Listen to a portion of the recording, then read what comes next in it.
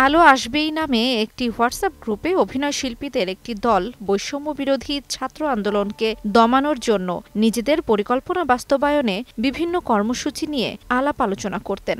সেই গ্রুপের কথোপকথনের স্ক্রিনশট ভাইরাল হয়েছে সামাজিক মাধ্যমে। এ বিষয়ে খ্যাতিমান নির্মাতা মোস্তফা সরোয়ার ফারুকী ফাঁস হওয়া স্ক্রিনশট শেয়ার করে গ্রুপের অভিনয় শিল্পীদের বলেন, ৭১-এ জন্ম নিলে তারা রাজাকারের দায়িত্ব পালন করতেন। এরা শুধু শিল্পী হিসেবে না, মানুষ হিসেবেও নিচু প্রকৃতির উল্লেখ করে খ্যাতিমান নির্মাতা লিখেছেন, এটা নিশ্চয়ই বেদনার যে আমাদের দেশে শিল্পীর সাইনবোর্ড নিয়ে এমন লোকজন ঘুরে বেড়াত যারা গণহত্যায় প্রত্যক্ষ উস্কানিদাতা অথবা কেউ কেউ নীরব সমর্থক ছিল। ৭১-এ জন্ম নিলে এরা রাজাকারের দায়িত্ব পালন করত, ফলে এদের এ যুগের রাজাকার বলতে পারেন। নিশ্চয়ই এদের বিচার হবে গণহত্যায় সমর্থন এবং উস্কানি দেওয়ার অপরাধে।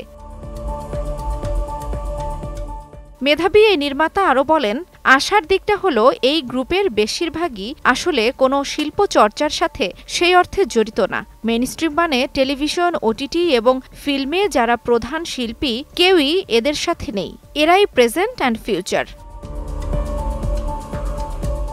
ফারুকী বলেন, সহকর্মী এবং শিল্পীদের ফাঁস হওয়া স্ক্রিনশটগুলো উল্লেখ করে যারা অত্যাচারীর সাথে সহযোগী হিসেবে কাজ করেছিল এবং তাকে নিয়ে বাজে কথা বলেছিল, অত্যাচারী যদি বেঁচে যেত তাহলে তার এবং তিশার কোনো না কোনোভাবে ক্ষতি করত। বর্তমান সরকারের উচিত হবে ভাইরাল হওয়া স্ক্রিনশটগুলো খতিয়ে দেখা।